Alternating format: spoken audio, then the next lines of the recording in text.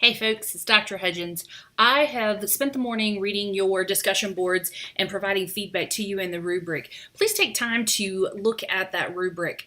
I know that doing a discussion board can kind of feel like one of those things that you just have to get over with and get done.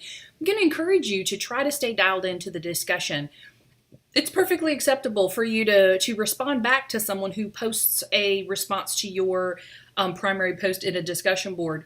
I realize that time is of the essence and that can take a little bit more effort and time, so understand that that's not something that you can accommodate.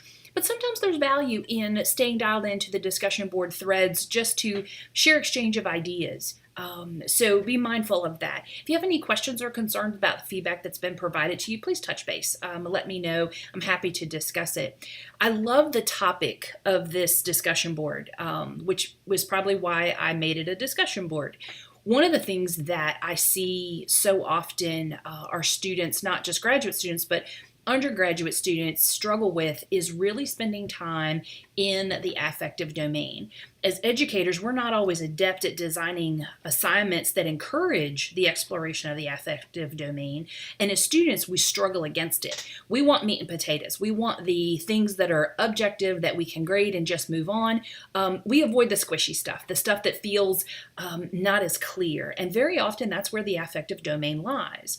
So how do you develop an assignment that really taps into students' self-reflection, that doesn't lose rigor and doesn't lose relevance by allowing the student to wander all over the place without actually getting to a point?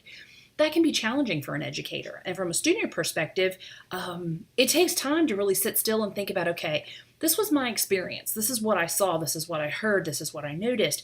And this is how those experiences influenced my thinking, my behavior, my future planning.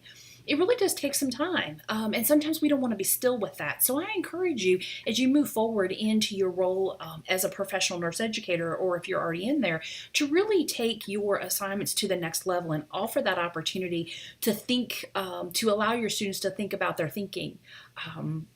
One of your classmates did a really nice job with some biblical integration. Your classmate Melanie wrote this in her discussion board. Luke 14:28 struck me as a very biblical approach to self-reflection and metacognition. Luke 14:28 states, "For which of you, desiring to build a tower, does not first sit down and count the cost, whether he has enough to complete it?" This kind of self-reflection can be applied to many situations. We must each take stock of our own abilities, strengths, weaknesses, and spiritual fullness when preparing to do tasks, both in our career and our home lives, in order to know where and what we need to supplement. One of my goals as I complete this stage of my education is to give myself more fully to God and to allow Him to guide my next steps and my career. I love Melanie's awareness that we really do need to be still and to do some self-reflecting, to think about, where are my gaps? Where are the things that I'm really, really good at? And where are the things that I really, really need to grow in?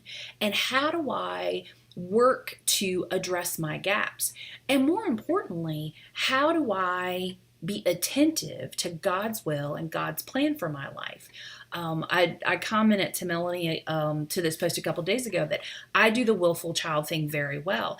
I can go to God with my concerns, my worries, my frets, and I can set them at His feet and go, God, I trust you. I'm giving this over to you. I know that you are sovereign. I know that you've got a handle on my life. And I can articulate that in my head and not 10 minutes later pick it all back up away from His feet, trotting on my own and saying, I know you can do this, but I got this. Or hover over God and go, I'm not so sure you know what you're doing here. Let me give you some guidance of how I see this unfolding. I told Melanie, I do the willful child so well.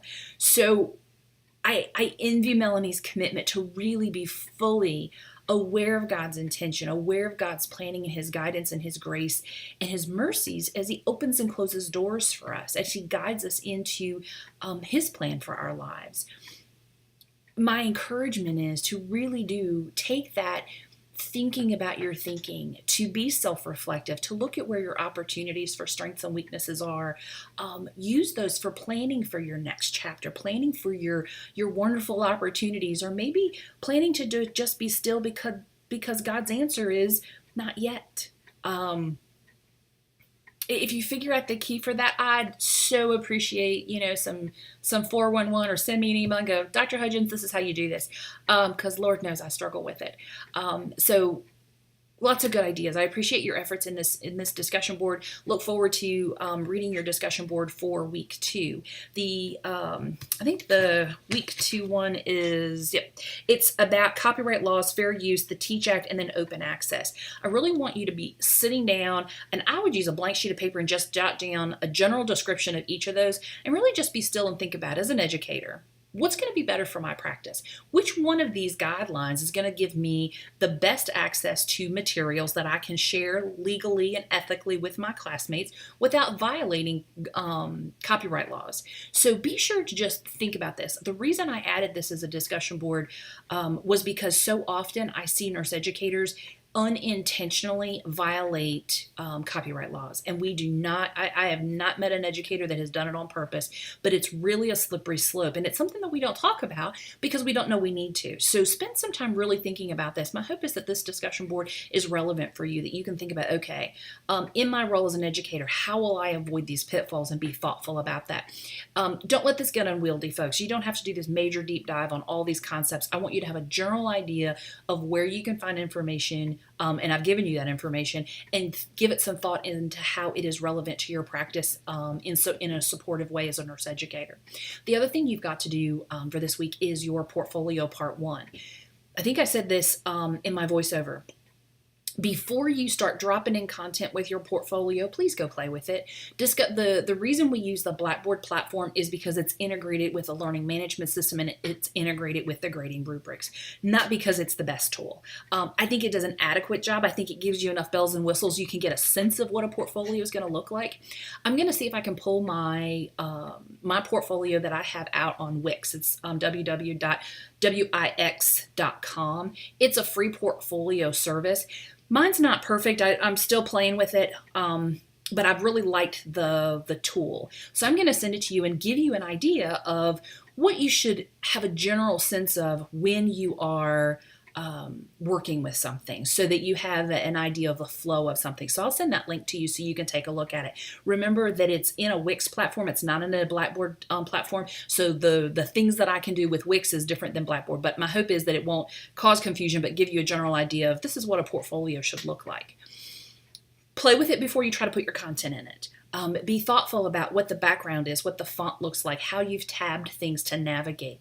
The idea for a portfolio is just like a resume. Make it easy for your reader to find the relevant information. You want to avoid your reader from having to scroll down long lists of papers. You want to avoid your reader from having to download documents that are not necessary. You want your writing to be clear and crisp and well written. So when the rubric says APA, we're not talking about everything being just formatted. We're just talking about basic professional syntax. You don't want it to look thrown together. Ask yourself when you're done, if someone sent this to a potential employer or a promotion committee, am I going to be comfortable with this? Is it going to reflect my best work? So part 1, part 2, part 3, you're going to develop as you go. Part 1 is your teaching philosophy and your professional background. Follow the rubric, be really concise and clear when you write these things. I know you wrote a paper in 618 about your teaching philosophy. It's okay to use pieces and parts of that, but you should not copy that entire paper and drop it in to your portfolio. It's just too much. We don't need all of that. You want to pick out the essence of it, answer the questions, and be clear so that if I read, I've got, I think it's 500 words or one of those. Yep, it's 500 words. Keep it simple. You want the reader of your portfolio to look at that and go, I got it. The other thing is this portfolio is a starting point for you. So do not get, I want you to understand the process and the details. So you'll polish this if you ever decided to publish this or use a different platform. Just know that these two, that your professional expertise area and your teaching philosophy that they're in part one, and then part two is your resume. The resume, if you've got a resume, by all means use the resume you have, but make sure in your existing resume are the components that are listed in the assignment. Those are the general pieces of a well-developed resume. So make sure that they're on there. And then if there's extra things you've got on your resume, that's okay. Just make sure that the minimum that's on our list is on there for your resume.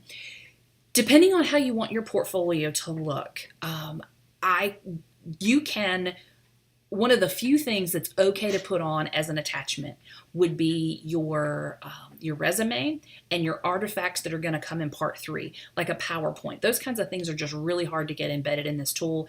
The other thing that you're going to find with your resume, especially if you have a highly formatted resume with lots of spacing, bullets, arrows, and types of things, is if you copy and paste it into the Blackboard tool, that it gets a little wonky and the spacing gets weird. Think about what you've had with your discussion boards, that things just get weird. If that's your experience and you copy and paste it, it's okay for you to attach your resume. Just make sure you've clearly labeled your resume so it doesn't get lost in the body of some other part. So really, you don't want everything to be an attachment, again, because that comes to your reader having to click and open, and that becomes tedious and they just stop. Put as few things as attachments.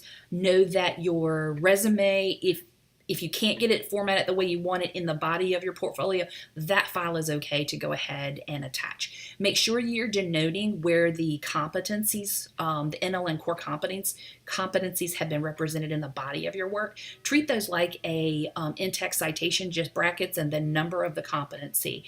This is your way of communicating to me that you've accomplished the competencies throughout your MSN program, and your portfolio, specifically for a nurse educator, should represent the nursing core competencies. So know that that's an expectation.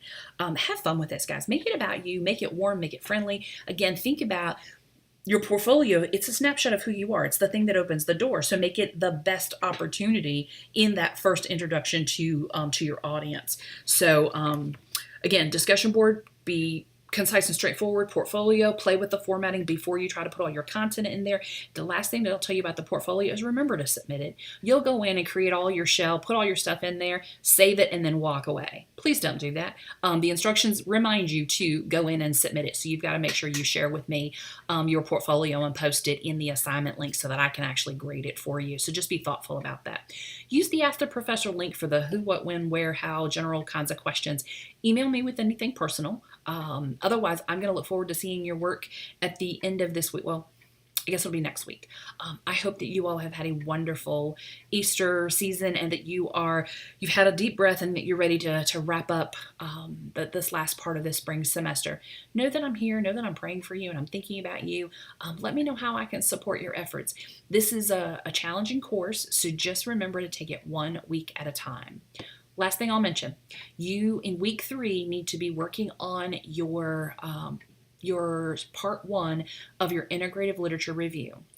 I don't want you to be doing lots and lots of research right now. What I want you to be doing is thinking about a PICO question that is specific to the role of a nurse educator.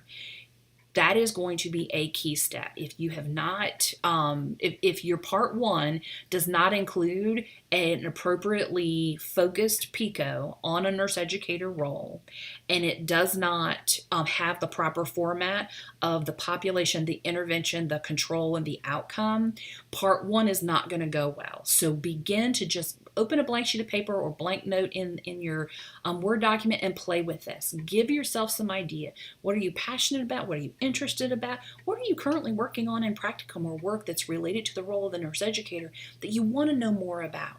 Make this relevant to some part of your professional world so that this doesn't just become an academic exercise, but also becomes one of education and one of development for you. So just planting a seed there. Don't panic and get too far ahead of yourself, but do want you to know that that's on the horizon. So start daydreaming about what that would look like, and start thinking about how you'll get some structure around that. I hope you guys have a great week.